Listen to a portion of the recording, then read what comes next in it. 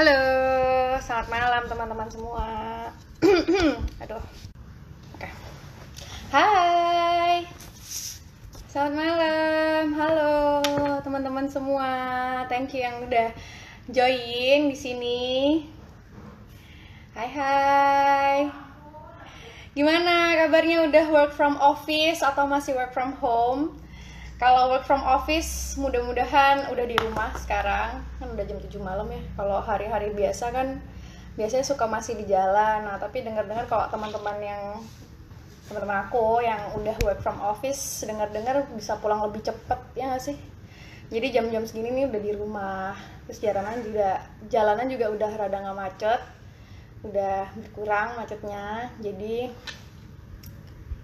bisa di rumah lebih awal. Sambil nunggu yang lain, jadi aku mau share sedikit live kita kali ini tuh tentang apa sih. Jadi kan sebentar lagi kan Idul Adha ya.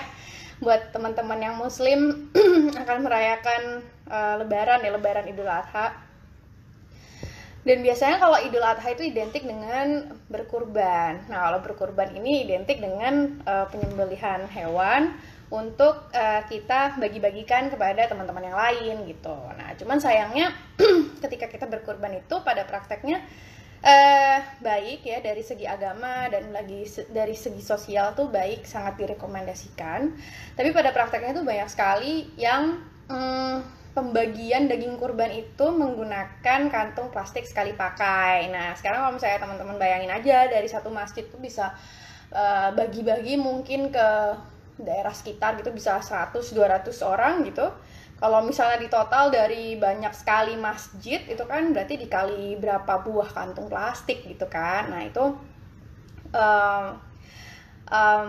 jadi apa ya, jadi agak kontradiktif dengan niat baik kita kepada sesama manusia, tapi in a long term dengan penggunaan plastik sekali pakai yang bisa saja merusak lingkungan, in a long term itu bisa juga malah merugikan manusianya sendiri gitu. Jadi malam ini di Sustaination kita mau mengundang Habib Jafar untuk kita berdiskusi bersama di sini, kita belajar bersama-sama. Gimana sih kita bisa berkorban yang baik untuk manusia dan juga tidak merusak alam sama-sama. Jadi kita berjalan bersama beriringan gitu. Kita lihat cek dulu nih ya. Habib Jafarnya udah online belum?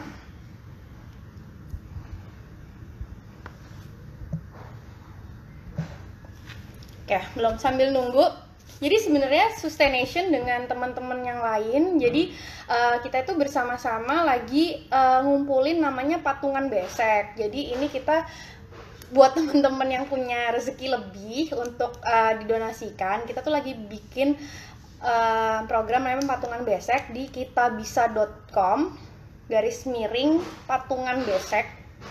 Nah, itu kita lagi menghimpun dana untuk kemudian kita salurkan ke masjid-masjid untuk dibelikan besek. Jadi goal kita adalah untuk menggantikan penggunaan plastik sekali pakai dalam pembagian daging kurban, jadi menggunakan besek dan beralaskan daun pisang. Nah, selain kita mengganti plastik sekali pakai yang memang merusak lingkungan, ini juga sangat-sangat mensejahterakan pengrajin bambu yang ada di desa. Jadi ini tuh kayak apa ya, all in one package gitu. Satu, kita berbuat kebaikan dengan berkorban. Dua, kita mensejahterakan para pengrajin bambu.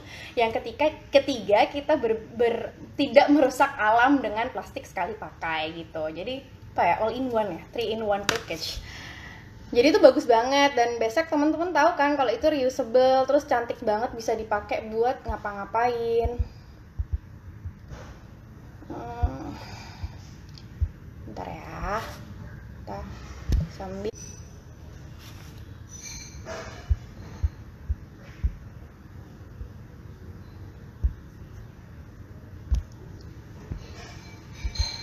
Kalau teman-teman sendiri udah ada ini nggak sih, kegiatan-kegiatan gitu nggak sih di masjid sekitar komplek gitu, mungkin untuk apa ya, untuk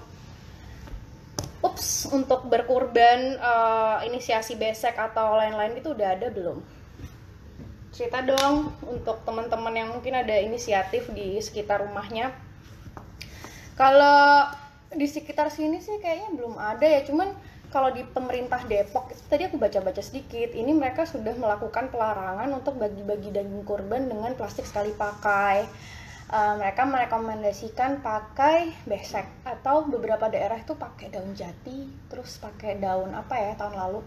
Terus ada yang menarik juga. Nah, tadi aku baca-baca juga di Masjid Agung Surabaya. Nah, aku orang Surabaya nih, jadi aku bangga banget. Jadi Masjid Agung Surabaya ini mereka mengomposkan hasil limbah dari kurbannya untuk dijadikan pupuk kompos. Jadi mereka mengolah lagi. Aduh, happy banget ya dengar-dengar inisiatif masjid yang kayak gitu ya. Terus mereka juga pakai besek bambu. Nah, teman-teman yang berdomisili Surabaya mungkin bisa ini ya, bisa share kalau ada inisiatif-inisiatif gitu. Oh, ini Habibnya udah join sebentar. Halo. Halo, assalamualaikum. Assalamualaikum. Salam, apa Ustadz. kabar? Alhamdulillah baik. Ketemu lagi kita. Iya, ketemu lagi. Halo. Ustadz, apa kabar? Baik, baik. Gimana, apa kabar? Alhamdulillah baik. Jadi teman-teman buat gambaran aja, dulu aku sama panggilnya Ustadz atau Habib ya enaknya. Takut salah. Habib lah. Habib aja ya. Ya apa namanya? Jadi buat gambaran teman-teman, aku sama Habib ini sempat live bareng ya waktu itu di YouTube ya, YouTube Iya, Greenpeace dalam acaranya Greenpeace. Waktu itu kita ngobrol-ngobrol juga soal bagaimana sih kaitannya agama Islam dengan menjaga lingkungan. Jadi senang banget sekarang bisa live lagi. Terima kasih banyak waktunya Habib udah mau bersedia ngobrol-ngobrol diskusi bersama teman-teman di sini, senang banget. Nah, tadi aku sedikit cerita-cerita sama teman-teman soal berkurban ya. by the way, Berkurban ini kan, karena aku mau bilang makasih dulu oh ya karena boleh. kan udah ngirimin aku alat untuk membuat kompos itu, mengubah sampah jadi kompos. Oh iya, sama-sama. Iya, jadi aku Udah kan dicobain belum Habib? di kantor sih. Akhirnya aku taruh itu Udah di kantor. dicobain? Iya, Hmm? kan di kantor kan aku kan kantor aku kan percetakan dan penjualan buku. Oh. Banyak banyak ini kan banyak sampah-sampah kertas gitu. Memang Mm-mm. buku dan lain sebagainya. Plus juga karena di depan memang kita udah mungkin 1 tahun ini lebih itu memperbanyak tanaman di depan kantor. Jadi pas banget. Alhamdulillah, semoga bermanfaat. Nggak sabar sih lihat Habib sama teman-teman mungkin di kantor bisa ini ya, bisa mengompos, bisa share cerita-cerita Iya. komposnya bareng sama teman-teman yang lain. Mudah-mudahan bermanfaat. Nah, tadi aku sempat share sedikit sama teman-teman di Sustaination tentang diskusi kita hari ini, yaitu tentang berkurban, Habib. Jadi kan sebentar lagi kan kita Idul Adha, Iya. minggu depan lah. Minggu depan kita memasuki bulan yang ini ya, yang ke semua umat Islam yang bersuka cita untuk Iya. berkurban, untuk apa namanya ini ya berdonasi hewan berkurban. Tapi sayangnya yang kita perhatikan kebanyakan itu niat baik berkurban itu seringkali apa ya dibilang dirusak, ternodai dengan penggunaan plastik sekali pakai Iya. ketika melakukan pembagian daging kurban. Mm-mm. Itu kan habis berkurban itu kan biasanya panitia kurbannya bagi-bagi ya ke masyarakat, ke teman-teman gitu ya di sekitar Iya. masjid. Nah, biasanya penggunaannya itu pembagiannya menggunakan plastik sekali pakai. Nah, kalau aku baca-baca sendiri di beberapa kota, salah satunya di Depok, itu mereka melakukan, dan Surabaya ya kalau nggak salah, itu mereka melakukan pelarangan pembagian daging kurban dengan menggunakan plastik sekali pakai. Nah, kalau misalnya teman-teman belum tahu, mungkin aku bisa cerita sedikit. Jadi kalau plastik sekali pakai itu kan untuk daging kurban, ketika setelah selesai dipakai itu kan langsung dibuang ya gitu ya Habib ya. Jadi Padahal plastik ini bisa membutuhkan waktu yang sangat lama untuk terurai gitu. Jadi apa ya? Jadi niat baik kita untuk berkurban itu sayang sekali tidak selaras dengan niat baik kita untuk menjaga bumi dan seisinya gitu ya. Jadi seperti itu. Nah, mungkin kita mau diskusi juga, mau tanya, mau belajar lagi ke Habib. Sebenarnya gimana sih pandangan Habib soal hal ini? Iya sebenarnya aku tuh kalau tadi dapat kabar gembira dari Mbak bahwa di Surabaya ada yang pakai daun jati pembagiannya ya. Dan sebenarnya kalau di kampung-kampung seperti di kampungku itu masih jadi tren sih membagikan makanan atau daging kurban dengan menggunakan daun pisang atau daun jati, itu masih relatif banyak lah yang melakukannya. Tapi ada info yang sebaliknya yang aku dapat dari tadi riset. Aku kan tadi juga riset soal kurban dan lingkungan. Pengen tahu nih tentang apa sih isu-isu tentang kurban dan lingkungan. Nah, aku googling dong tadi kurban dan lingkungan di Google. Iya. Keywordnya Google kurban dan lingkungan. 3 teratas itu iklan jual plastik untuk kurban. Wow, plastik untuk kurban, apa itu ya? Kayak apa itu? Enggak, bukan. Maksudnya yang 3 teratas itu iklan, yaitu menjual kresek yang buat bungkus untuk daging kurban yang mau dibagikan. Oh, malah bertolak belakang? Malah bertolak belakang. Jadi keyword itu justru digunakan oleh orang-orang yang berdagang kresek untuk kurban itu, plastik untuk kurban itu, untuk mempromosikan jualannya gitu. Padahal keyword itu biasanya kan dicari oleh orang-orang yang punya concern untuk menjaga lingkungan. Jadi menurut aku, jadi orang yang ngasih iklan di keyword kurban dan lingkungan itu, selain dia salah karena mempromosikan plastik untuk kurban, padahal itu tidak ramah lingkungan, itu juga menurut aku bukan hanya salah dari segi itu, tapi secara marketing juga salah. Orang masuk ke keyword itu sebenarnya adalah orang-orang yang ingin menjaga lingkungan, memiliki kesadaran untuk mengubah gaya hidup dari yang orientasinya apa-apa pakai plastik. Ini malah Anda promosi di sana, salah sekali kata saya. Cuman kita kan jadi miris kan, artinya keyword itu 3 teratasnya adalah iklan plastik tersebut. Nah, suaraku jelas tapi ya? Jelas. Nah, kemudian yang kedua yang aku concern adalah plastik kurban itu pasti sekali pakai. Nggak akan dua atau 3 kali pakai. Kalau ibu aku itu dulu masih sering, dan rata-rata ini ibu-ibu di perkampungan itu memiliki salah satu gaya hidup, yaitu menyimpan plastik kresek di belakang lemari. Jadi lemari itu kan ada selanya, biasanya nggak nempel ke tembok. Nah, itu di sela-selanya biasanya dibuat nyimpen plastik-plastik atau kresek-kresek yang dia dapat dari tempat-tempat toko-toko kelontongan gitu.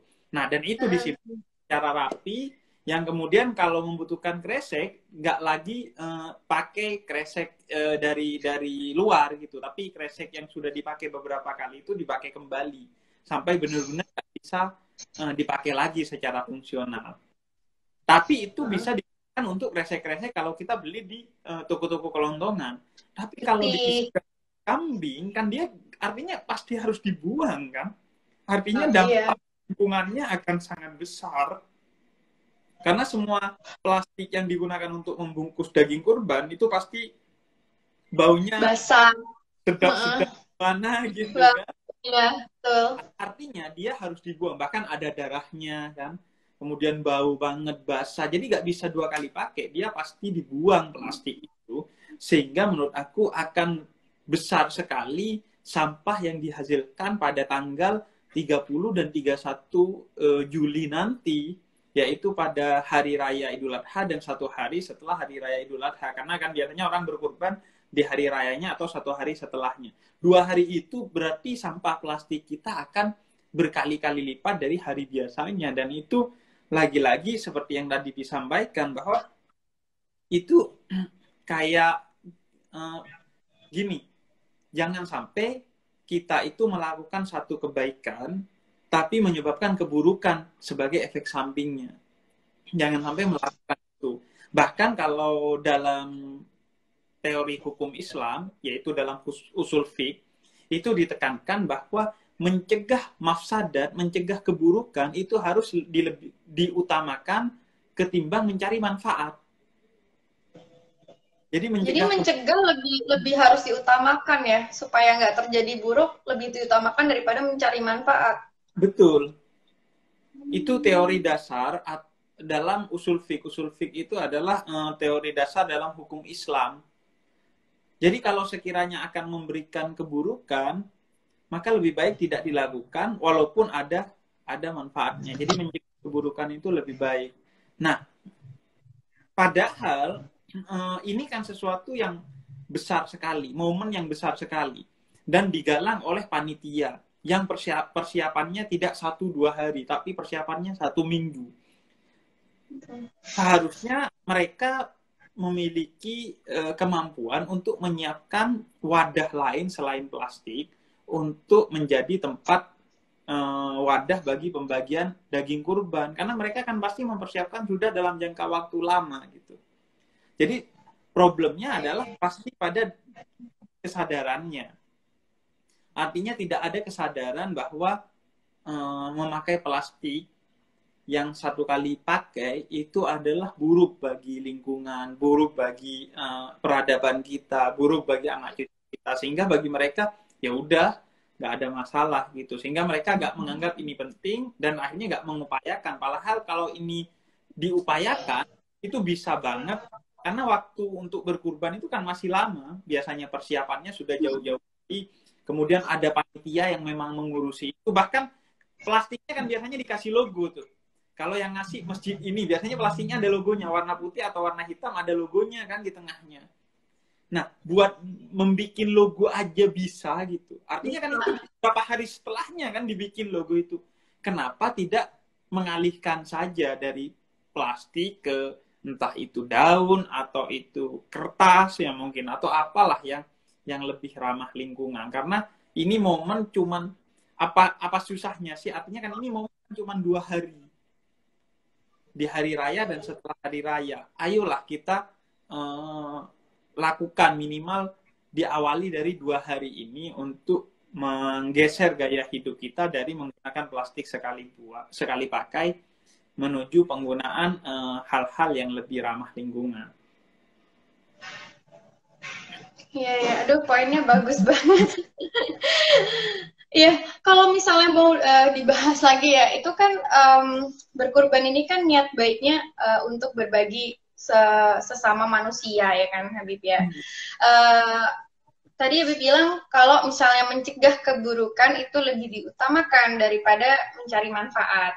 Nah, cuman biasanya kalau aku dengar dari beberapa orang ya, yang panitia masjid dan beberapa orang lain tuh, ketika kita mengganti dari plastik sekali pakai menjadi besek, itu lumayan harganya Habib untuk mendistribusikan. Misalnya kalau misalnya harga besek 3.000 sampai 5.000 rupiah gitu ya. Kalau misalnya mereka harus 3.000 rupiah gitu ya, kita harus distribusi ke 200 orang, itu aja udah 600.000 gitu. Kalau misalnya dibandingkan dengan misalnya biaya plastik yang cuma 100 rupiah gitu ya, untuk pembagian 200 itu kan bedanya sangat signifikan ya Habib ya. Nah itu jadi concern tersendiri, apalagi kalau misalnya masyarakat di kota kayak kita-kita yang di Jakarta itu agak susah tuh Habib untuk cari besek, karena biasanya besek-besek yang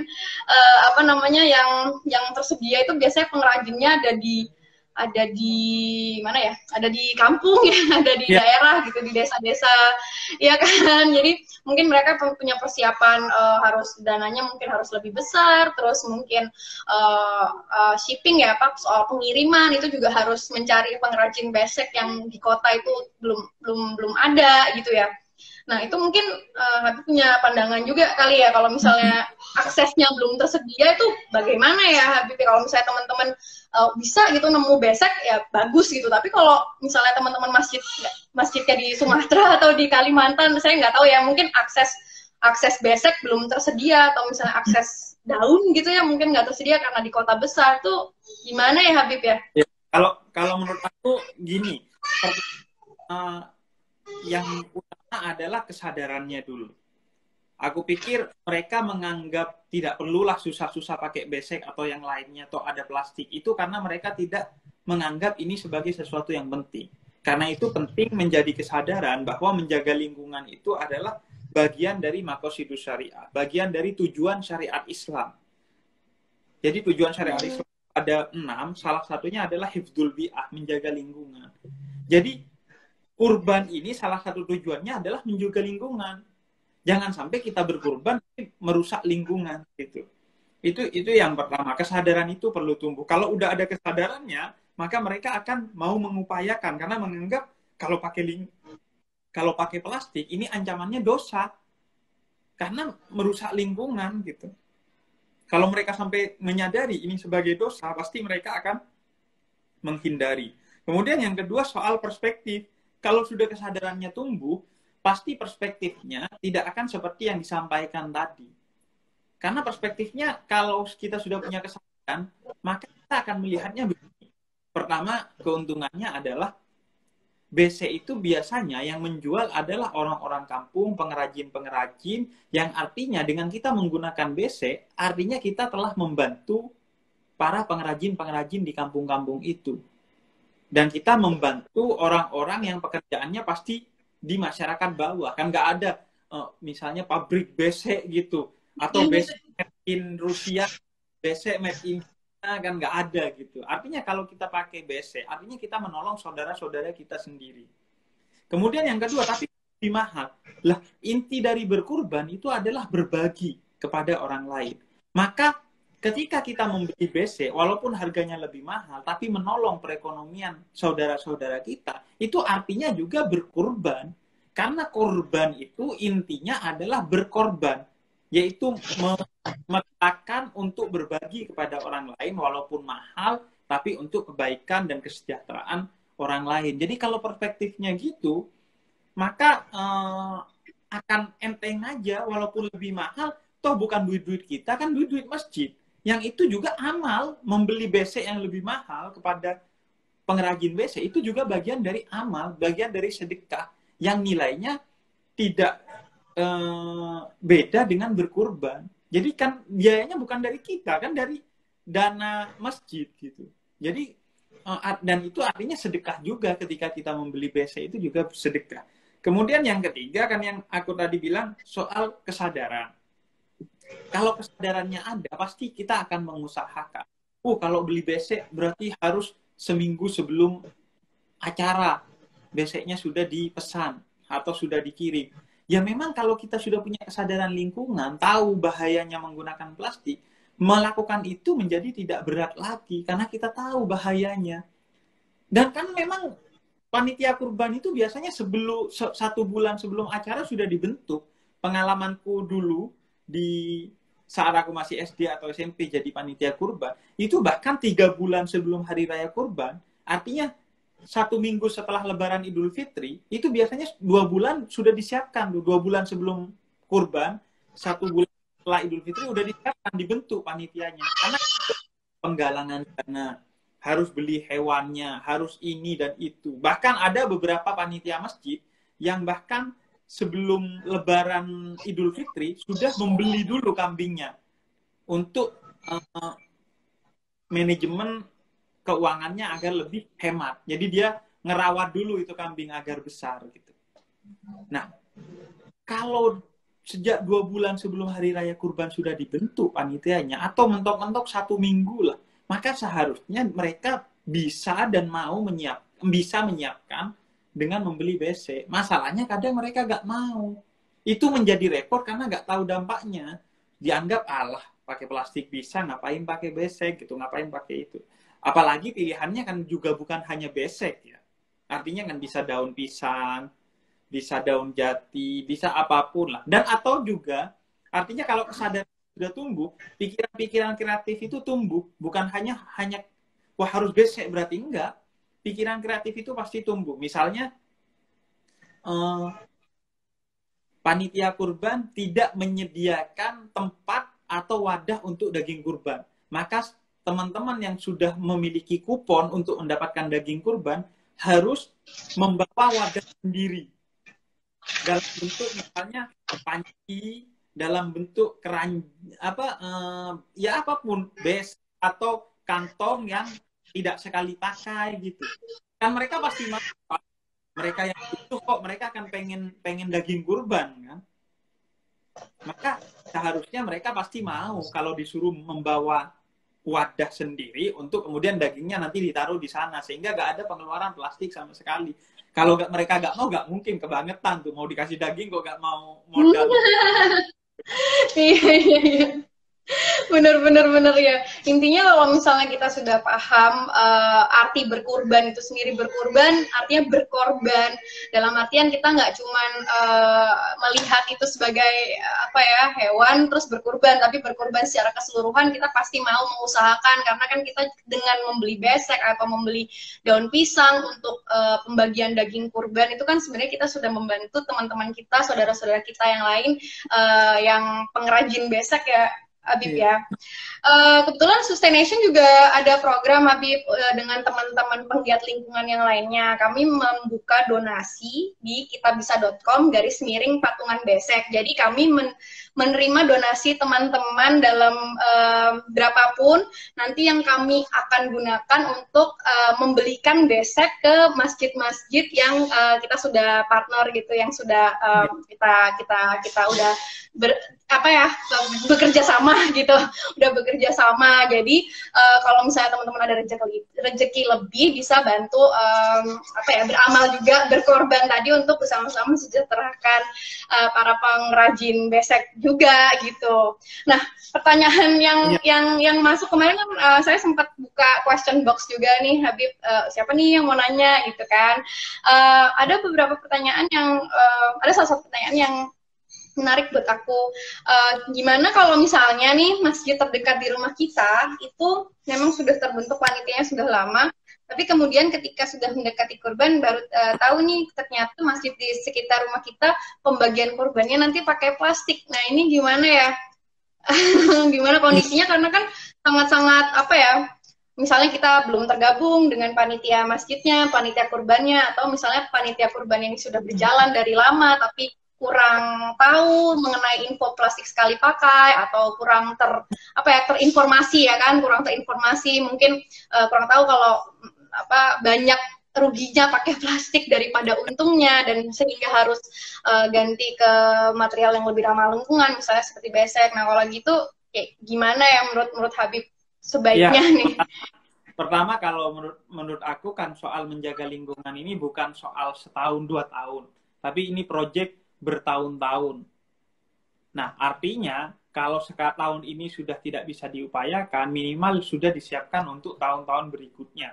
Jangan sampai kesalahan yang sudah kita tahu ini tetap kita lakukan di tahun-tahun berikutnya. Artinya di rapat kurban tahun ini diambil kesepakatan bahwa mulai tahun depan tidak ada lagi penggunaan plastik sekali pakai dalam pembagian daging kurban. Itu yang pertama.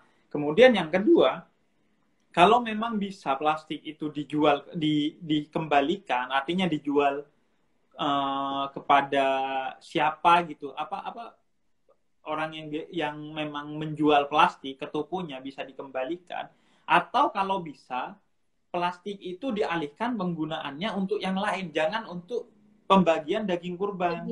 Karena kenapa? Karena tadi yang aku bilang, kalau untuk penggunaan pembagian daging kurban itu pasti sekali pakai.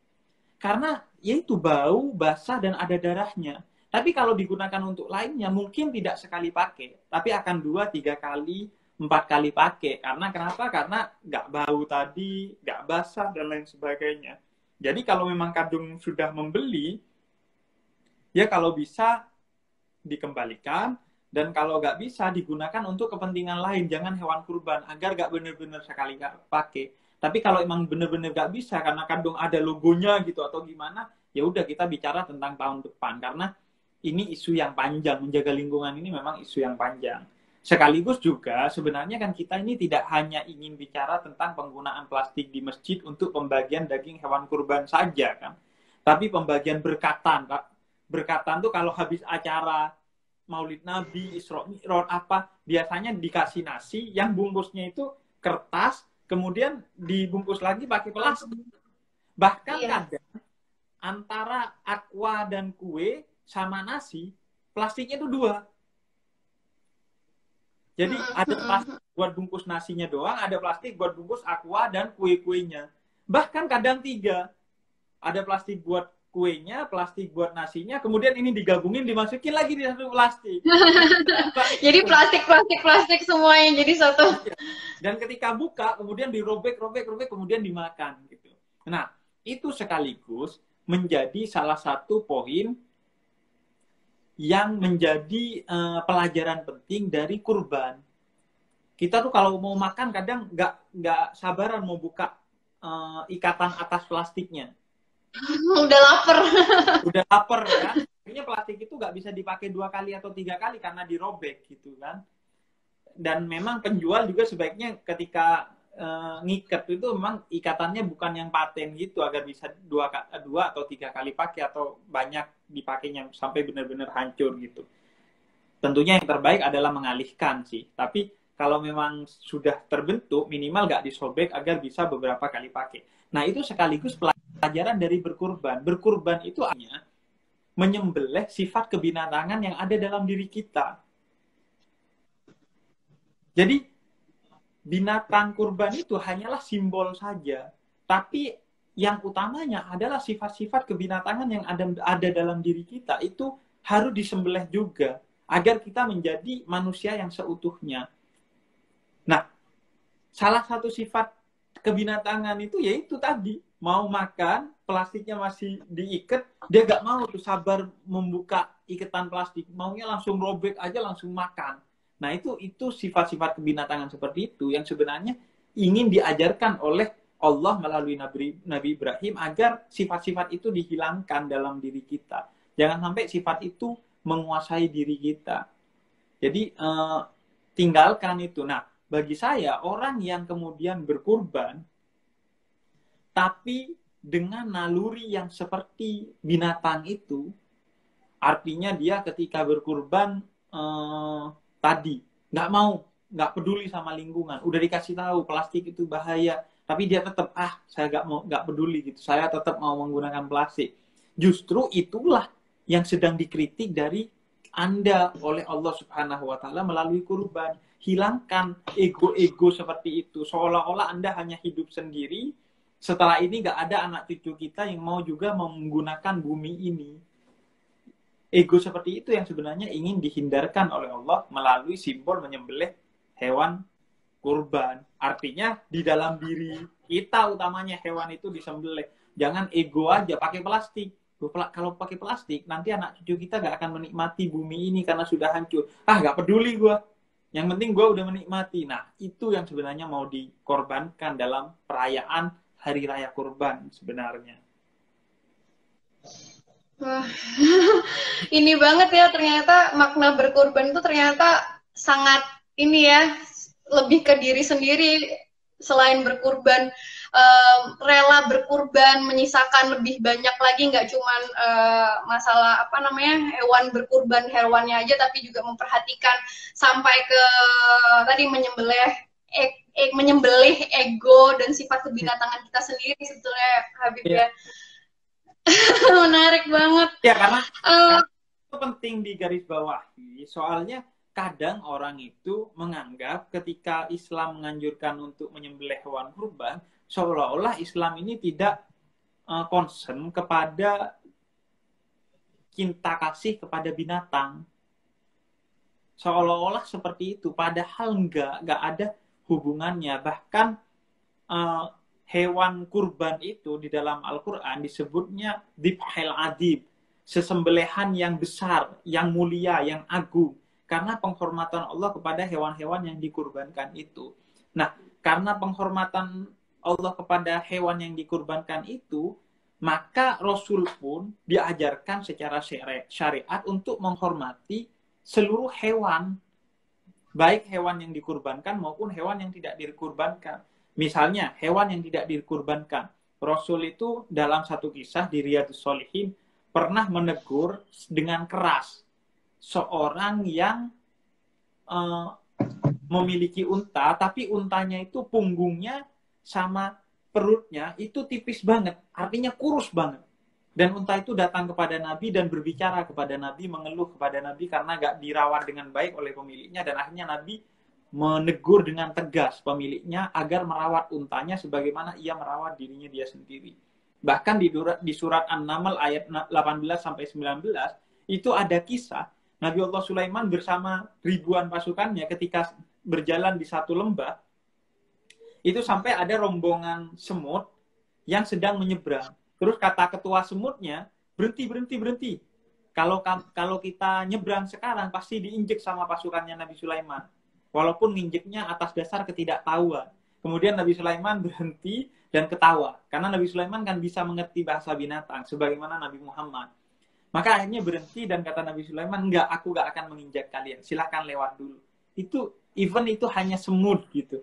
Itu dihormati di dalam Islam dan diabadikan di dalam Al-Quran. Dan bagi saya, kalau kita ingin mewarisi sifat kenabian sebagaimana Nabi Sulaiman dan Nabi Muhammad yang bisa berbicara dengan binatang, mereka yang mewarisinya adalah mereka yang cinta binatang. Mereka yang cinta binatang itu artinya mereka mengerti bahasa binatang. Karena mereka tahu bahwa binatang itu juga perlu dikasihi, perlu disayangi. Nah, itu sifat Nabi Muhammad dan Nabi Sulaiman serta para nabi yang lain yang bisa berbicara dengan binatang. Bedanya, kalau Nabi Muhammad dan Nabi Sulaiman bisa secara verbal berbicara dengan binatang, tapi kalau orang yang menyayangi binatang bisa berbicara dengan binatang melalui hatinya. Lihat aja orang yang melihara binatang itu. Mereka sangat sayang pada binatang peliharaan. Tapi bagi orang yang nggak melihara, apaan sih? Hewan kok sampai dicium-cium gitu, kucing kok sampai dicium-cium gitu. Karena mereka bukan mewarisi akhlaknya Nabi Muhammad yang bisa berbicara dengan binatang dan mengasihi binatang. Jadi orang yang mengasihi binatang bagi saya, dia adalah orang yang juga mendapatkan mukjizat seperti mukjizatnya Nabi Sulaiman dan Nabi Muhammad yang bisa berbicara dengan binatang. Karena inti pembicaraannya adalah mengasihi binatang itu. Dan kemudian yang kedua, kaitannya dengan hewan kurban, begitu juga dalam Islam diatur. Misalnya, hewan kurban itu tidak boleh kurus. Kalau kurus nggak boleh dikurbankan, karena akan ada unsur penyiksaannya berarti. Kemudian yang kedua, pisau kurban itu disyariatkan harus tajam, agar tidak menyiksa ketika menyembelih. Kemudian ketika menajamkan pisaunya tidak boleh kelihatan oleh hewan kurbannya agar tidak menyiksa hewan kurban itu.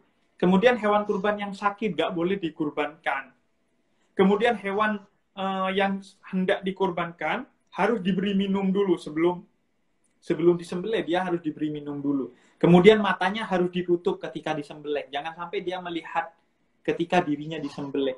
Artinya etika, dan sebelum disembelih harus dirawat dengan sebaik-baiknya. Nggak boleh tuh dikasih minum air yang banyak agar kelihatan gemuk, itu dosa besar dalam Islam.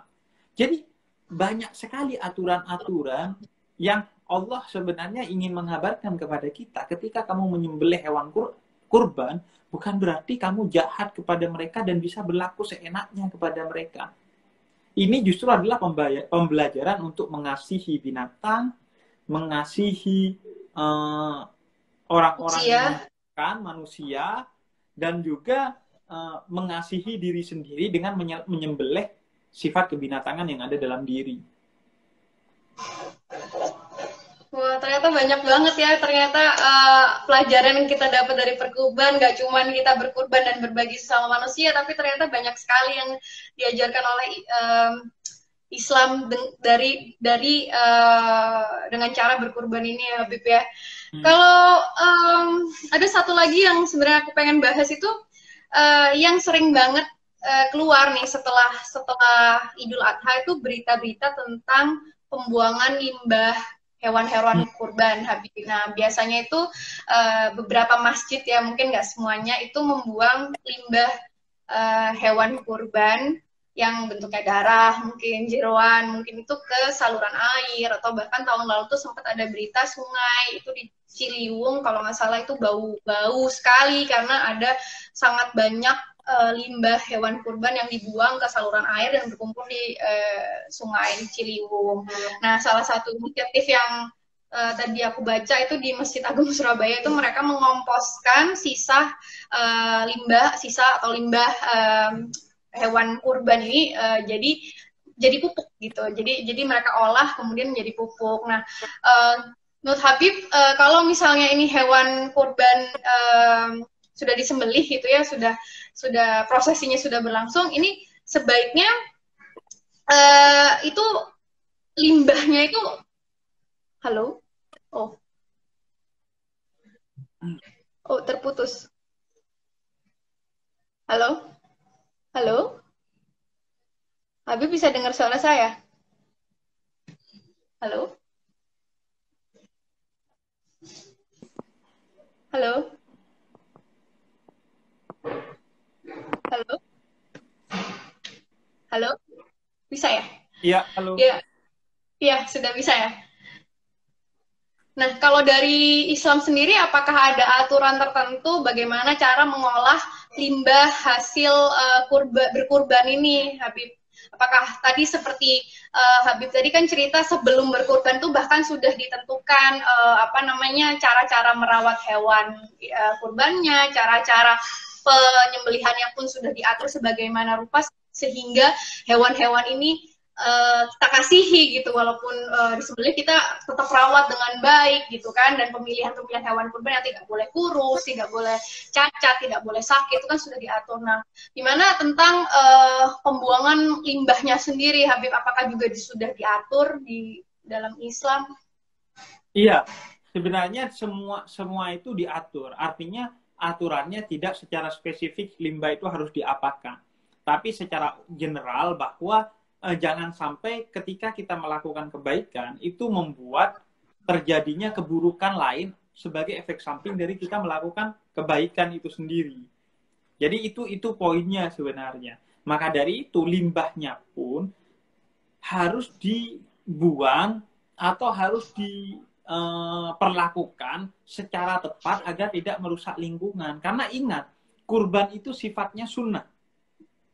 Tapi menjaga lingkungan itu sifatnya wajib. Bahkan menjadi tujuan dari syariat Islam. Jangan sampai melakukan yang sunnah, tapi melanggar yang wajib. Membuang limbah ke sungai itu dosa, karena wajib menjaga lingkungan. Sedangkan berkurban itu sunnah. Jangan karena berkurban, kemudian membuang limbahnya ke sungai, sehingga kemudian karena sesuatu yang sunnah, maka kita melanggar yang wajib. Padahal keduanya itu harus berjalan beriringan, yang sunnah dan wajib itu. Dan kalau harus diutamakan yang wajib. Maka menjaga lingkungan itu adalah kewajiban, diantaranya membuang limbah ke tempatnya atau mengolahnya menjadi kompos. Dan ingat bahwa menjaga lingkungan itu karena wajib, maka misalnya kita memberi waktu untuk limbah itu diolah untuk menjadi sesuatu, itu juga adalah ibadah, teman-teman. Maka ketika kita melakukan itu, nilai ibadahnya tidak berbeda dengan ketika kita berkurban. Ini yang sering salah orang. Seolah-olah berkurban itu ya udah, pahalanya hanya ada pada ketika kita menyembelih dan kemudian membagikannya. Hal-hal teknis lainnya seolah-olah itu tidak menjadi bagian dari ibadah. Padahal itu juga menjadi bagian dari ibadah juga. Yaitu bagaimana plastiknya, kemudian bagaimana limbahnya, dan lain sebagainya. Itu juga harus dipikirkan, karena itu juga bernilai ibadah dari Allah Subhanahu wa Ta'ala. Jangan cuma dianggap yang ibadah itu menyumbangnya saja, tapi dikemanakan limbahnya itu juga harus menjadi perhatian, karena itu bernilai ibadah, dan kalau itu tidak dilaksanakan dengan baik, maka itu akan bernilai dosa yang bahkan lebih serius dari pahala berkurbannya, karena kurbannya sunnah, sedangkan membuang limbah ke sungai itu dosa karena itu melanggar sesuatu yang wajib dalam agama. Jadi itu juga harus dipikirkan. Dan bagi saya itu lagi-lagi soal kesadaran. Itu sering tidak dipikirkan karena dianggap bukan sesuatu yang penting bagi sebagian kawan-kawan kita di masjid atau di yayasan atau di lembaga-lembaga, karena dianggap nggak usah mikir seribet itu kali deh. Makanya aku juga ingin nanya, seberapa dahsyatnya, buruknya gitu ketika kita menggunakan plastik atau membuang limbah ke sungai, Mbak, agar teman-teman kita ini yang dari muslim, pengurus hewan kurban di masjid, mungkin ada yang pengurus atau mungkin ada yang juga bisa memberikan insight ini kepada mereka. Aku minta dijelasin bahayanya plastik itu loh. Kalau aku ngeh kesadaran, aha momennya nih, aku ngeh bahwa aku harus lebih hati-hati menggunakan plastik dan melakukan kesadaran untuk berupaya tidak menggunakan plastik. Itu aku ngeh pertamanya dan paling besarnya momennya ketika melihat paus itu ada plastik di dalam perutnya, atau aku ngelihat kura-kura yang sampai nggak bisa gerak tuh karena dililit plastik, atau aku ngelihat ada plastik mie instan yang usianya sudah berapa belas tahun itu masih ada gitu, nggak bisa terurai. Nah, aku pengen penjelasan secara lebih teknis bagaimana bahayanya, karena dalam Islam jelas semakin sesuatu itu berbahaya maka semakin besar dosanya. Nah, bahayanya menggunakan plastik dan membuang limbah ke sungai itu gimana? Ya, terima kasih Habib pertanyaannya. Jadi mungkin aku bisa share sedikit kenapa hari ini kita berdiskusi. Banyak banget ilmunya yang aku dapat dari Habib. Terima kasih banyak. Mungkin aku sedikit share kenapa sih kok kita pengen banget share ke teman-teman untuk mengganti penggunaan plastik sekali pakai untuk pembagian daging kurban menjadi besek atau menjadi daun yang di desa-desa baik ada di kota juga. Jadi ketika plastik itu kita gunakan, plastik ini kan bahan kimia ya, dan ketika tadi kita pakai untuk apapun sebenarnya, untuk belanja atau misalnya untuk daging kurban bahkan itu kan sudah ada darahnya, bau, basah, atau mungkin tadi untuk berkat langsung sobek, itu kan nilainya jadi berkurang. Jadi kan kita nggak bisa pakai lagi. Jadi sekali pakai, bayangin dari masjid misalnya kita ambil, terus misalnya jarak dari masjid ke rumah kita cuma 100 meter gitu, terus dalam 5 menit atau 10 menit kita buang. Nah, penggunaan plastik yang 5 menit aja ini itu berakhirnya itu bisa makan ratusan tahun di lingkungan karena plastik itu nggak bisa terurai gitu. Nah, kan bisa didaur ulang, kebanyakan orang kan plastik bisa didaur ulang. Nah, kalau kita bicara tentang daur ulang itu tidak bisa dilakukan pada semua plastik gitu. Kenapa? Karena kebanyakan bank sampah atau pendaur ulang yang ada di Indonesia itu mereka cuman mau ambil plastik-plastik yang ada nilai ekonomisnya gitu. Jadi misalnya plastik botol minum gitu, itu masih ada sedikit value-nya. Nah, sedangkan plastik kresek, plastik kantong plastik yang tipis-tipis, terus sedotan, terus misalnya plastik-plastik lain yang tipis-tipis itu sangat-sangat tidak ada value-nya, apalagi kalau sudah di-printed dan dikasih logo-logo itu nggak ada value-nya. Makanya kalau misalnya kita ke pemulung atau ke pengepul sampah itu mereka nggak akan pernah mau ngumpulin plastik kresek gitu atau kantong plastik tadi, karena kenapa nggak bisa dijual lagi? Kenapa nggak bisa dijual lagi? Karena nilai ekonomisnya nggak ada. Kok bisa nilai ekonomisnya nggak ada? Karena didaur ulangnya sangat-sangat susah gitu. Paling mentok itu mereka cacah, terus mereka jadiin hal lain gitu, yang downcycle, tapi itu juga nggak make sense karena proses pendaur ulangnya itu lebih mahal gitu daripada barangnya lagi untuk dijual gitu, jadi lebih mahal prosesnya, jadi nggak menguntungkan gitu, makanya nggak ada orang yang ngambil. Nah, ketika nggak ada orang yang ngambil ini kan plastik langsung dibuang ke tempat sampah. Nah, ketika kita buang ke tempat sampah itu sebenarnya sampah itu nggak hilang teman-teman, nggak ada yang hilang gitu. Jadi kalau misalnya teman-teman tinggal di daerah Jabodetabek, itu sampah akan diangkut oleh petugas sampah, oleh siapapun ya yang bertugas itu ke TPA, tempat pembuangan akhir, namanya Bantar Gebang gitu. Nah, di sana plastik-plastik itu bertumpuk satu, jadi semuanya itu, semua sampah itu bertumpuk jadi satu. Nah, di sana itu tempatnya plastik terurai. Nah, jangan bayangin terurainya itu besok hilang gitu. Jadi tadi Habib udah cerita ya, ada di paus, di perut paus, di penyu, itu bisa juga plastik itu jatuh ke sungai, terus akhirnya ke laut, terus membahayakan banyak makhluk di sana. Kemudian bisa juga itu plastik tidak hilang sama sekali. Itu kan kayak tadi mie instan itu kan umurnya baru puluhan tahun ya Habib ya. Nah, itu bisa sebenarnya itu baru jangka waktu yang sangat sebentar, puluhan tahun, karena memang plastik itu membutuhkan ratusan tahun jangka waktunya untuk terurai. Dan ketika terurai pun itu jangan anggap plastik itu hilang. Dia akan terurai jadi serpihan-serpihan kecil yang kita nggak kelihatan mata gitu, yang benar-benar kecil sekali, itu namanya mikroplastik. Nah, kalau sudah kecil sekali, itu kan kita nggak bisa kelihatan mata, itu bisa di partikel debu, itu bisa di tanah, itu bisa di air tanah, bisa di sungai, akhirnya itu bisa masuk ke tubuh kita lagi, Habib. Jadi kayak teman-teman mungkin bisa googling sedikit, nanti ada garam kita itu sudah mengandung mikroplastik. Jadi kita secara nggak langsung kita sudah terkena dampaknya, kesehatan kita sendiri gitu. Kita makan itu udah ada plastiknya, ikan itu sudah mengandung mikroplastik, air minum bahkan sudah mengandung mikroplastik juga. Jadi kita itu bahkan dalam riset disebutkan dalam 1 minggu kita itu mengkonsumsi plastik segede kartu kredit. Jadi kartu plastik itu sebanyak 5 gram. Itu sekitar 5 gram. Setiap minggu kita mengkonsumsi plastik secara tidak langsung itu banyak 5 gram. Gitu. Jadi secara tidak langsung kita itu bukan merusak bumi ya, kalau menurut saya Habib, itu merusak kesehatan kita sendiri, bahkan memunahkan manusia ini sendiri gitu dalam jangka panjang. Jadi kalau saya bilang sih kita nggak menjaga bumi, sebenarnya kita menjaga ras manusia ini supaya tetap ada gitu, karena dampaknya itu bukan cuma ke lingkungan, tapi eventually atau akhirnya itu ke tubuh kita sendiri gitu. Nah, terus bagaimana dengan limbah apa namanya tadi, hasil buangan hasil kurban ya kan? Kalau limbah-limbah itu tadi kan hubungannya sama limbah organik ya, Habib ya. Kalau plastik kan limbahnya limbah anorganik. Nah, kita sekarang limbah hasil kurban ini kita maunya limbah organik gitu. Nah, kenapa berbahaya gitu dibuang kemana, ke selokan, ke saluran air atau ke sungai? Nah, yang pertama itu limbah-limbah darah ini kan sangat mencemari lingkungan gitu. Mereka bau, si limbah darah ini bau, terus bisa menyebabkan penyakit gitu. Jadi bayangin aja kan kalau misalnya kita buang darah di sungai gitu kan, itu bau sekali gitu kan.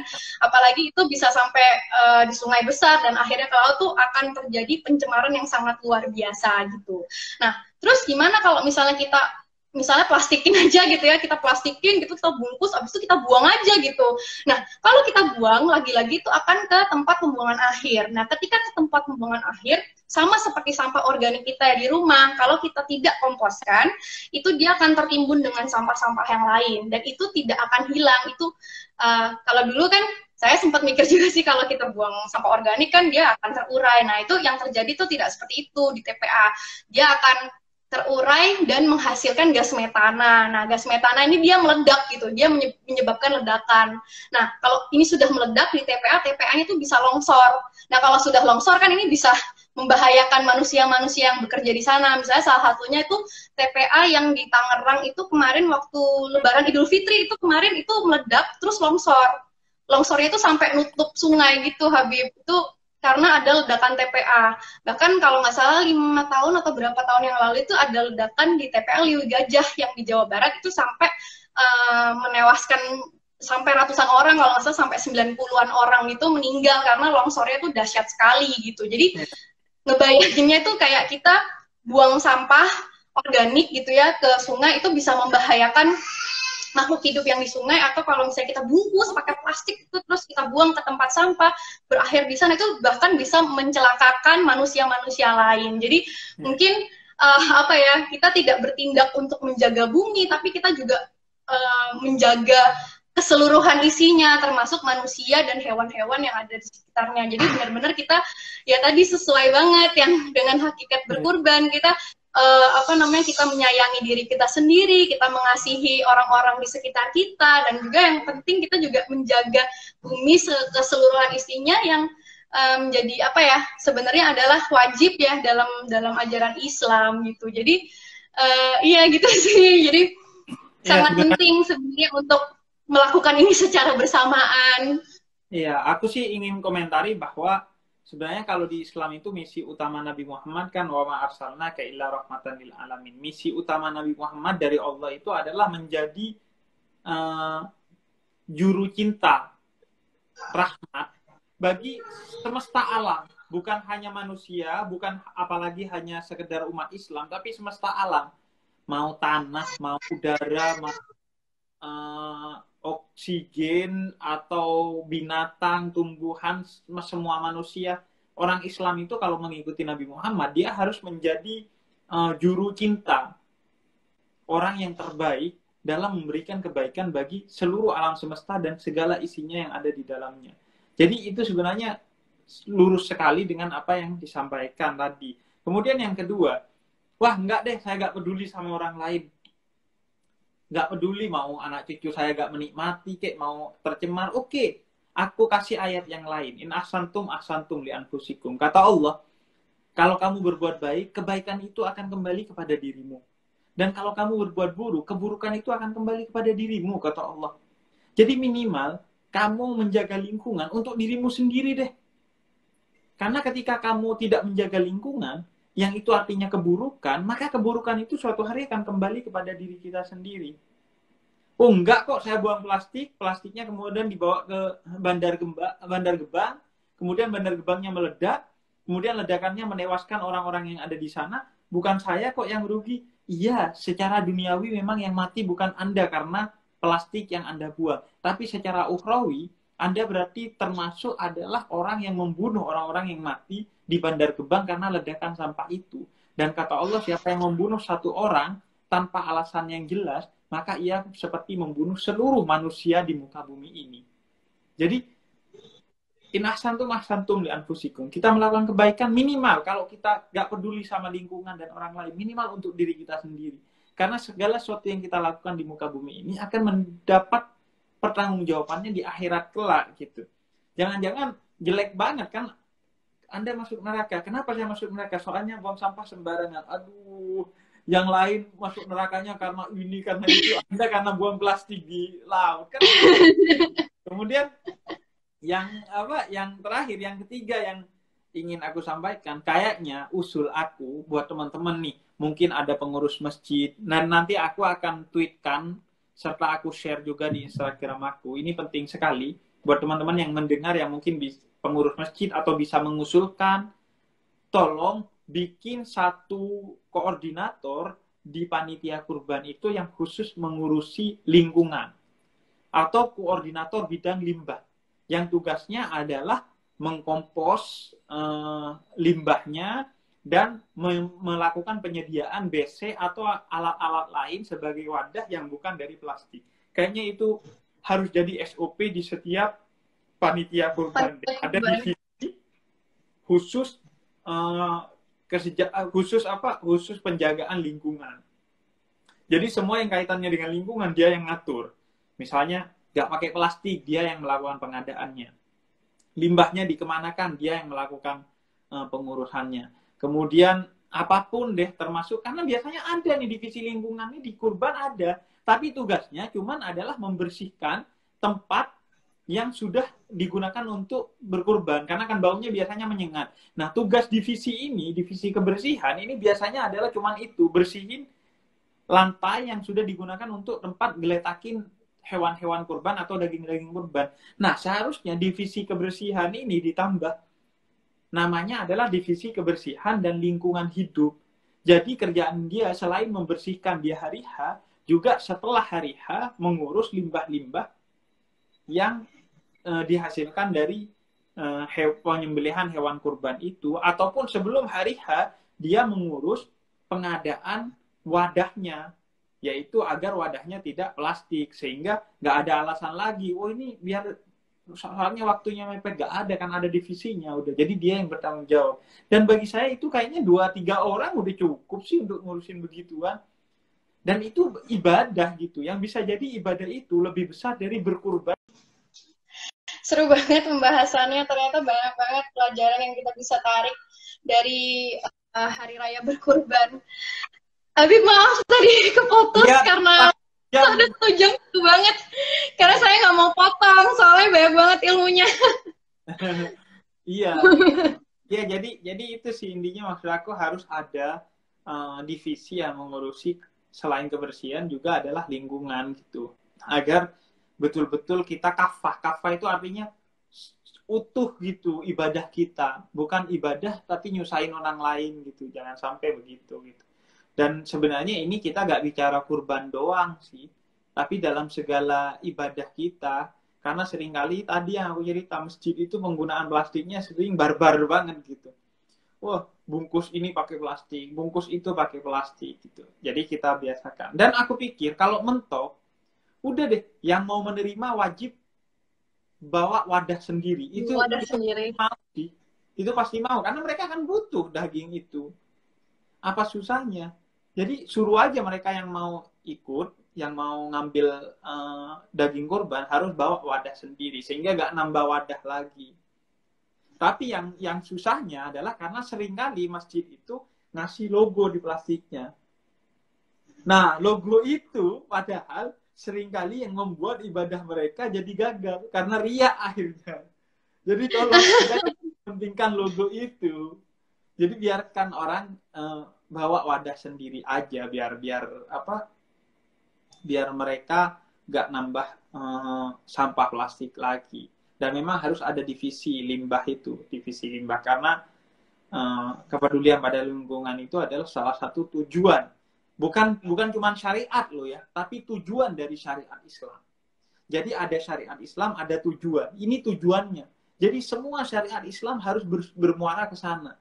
Tujuan. Dan salah satu tujuannya itu adalah menjaga alam semesta. Karena Nabi itu diutus sebagai rahmat, yaitu pecinta bagi seluruh alam semesta. Jadi tujuan utama ini yang harus kita capai ya, Habib, dengan cara-cara yang tadi menjaga lingkungan itu nggak boleh terlupakan, karena emang lebih seringkali memang terlupakan karena efek sampingnya atau dampaknya itu tidak langsung kita rasakan gitu, atau mungkin nggak merasa. Tadi kayak misalnya kita buang sampah terus TPA-nya meledak, itu kan kita sangat jauh gitu, kita nggak kepikiran sampai ke sana. Kita kan kelihatannya ya udah kita kita buang sampah terus sampahnya hilang gitu kan. Tadi mungkin Habib gambarannya masuk neraka, kenapa nih? Karena buang sampah plastik, yang lain kenapa gitu? Ini nggak ini banget gitu Pak, karena buang sampah plastik, karena kita sudah tidak selaras nih dengan tujuan utamanya itu sendiri yang menjaga alam semesta. Padahal kan menjaga alam semesta ini kan ini ya, maksudnya menjaga lingkungan yang menjaga alam semesta.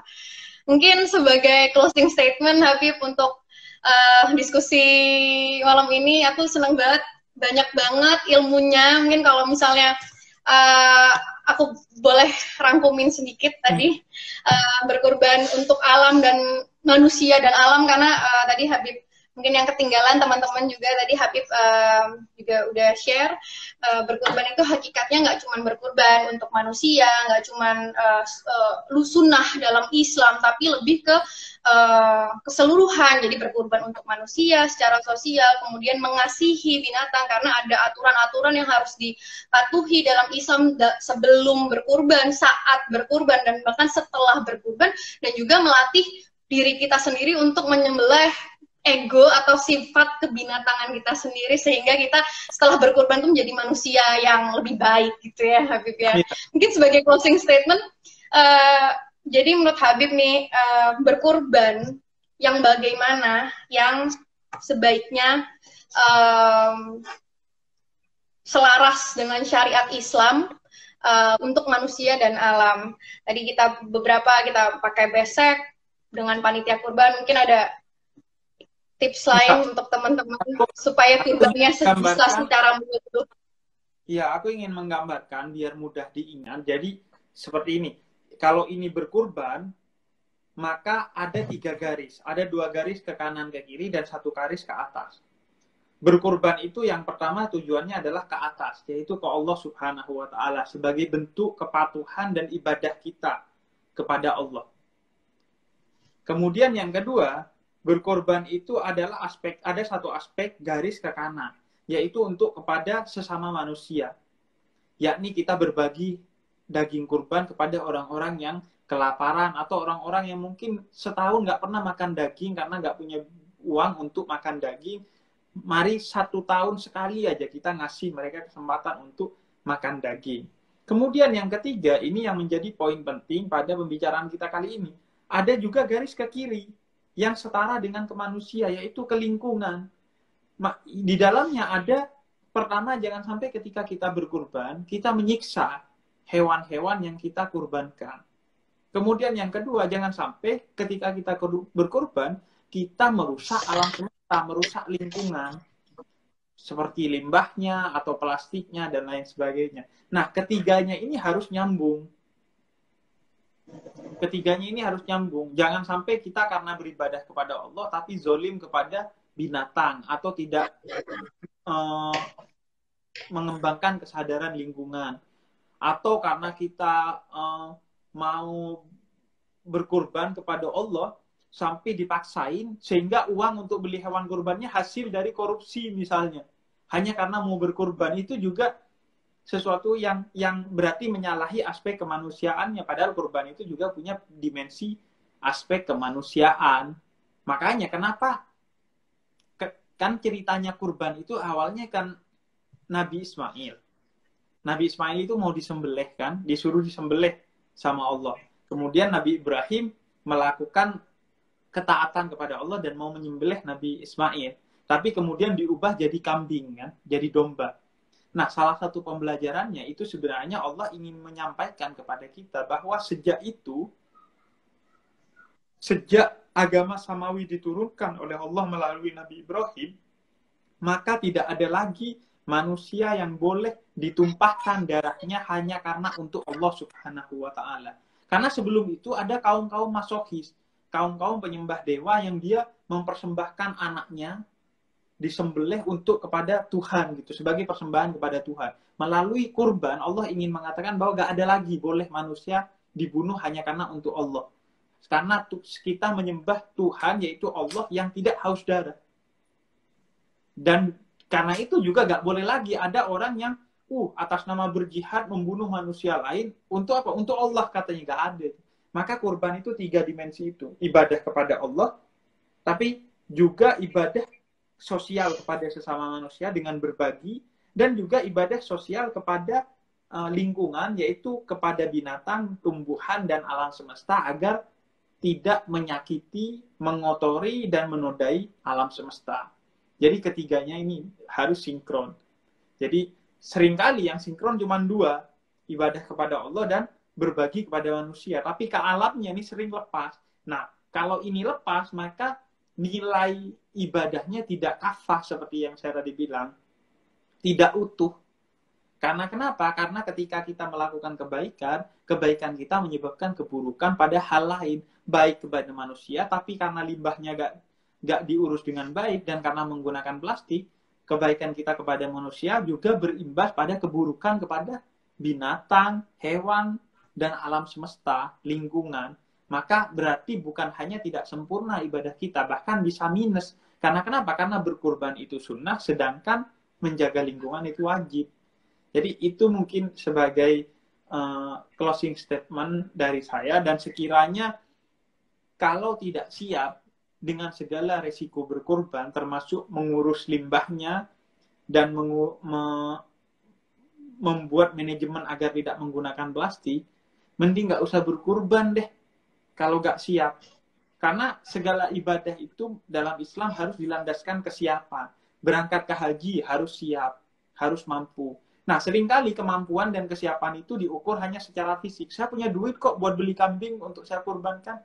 No, bukan cuma karena kamu punya duit, tapi kamu juga harus siap untuk mengelola limbahnya, untuk tidak menggunakan plastik dalam pembagiannya dan lain sebagainya.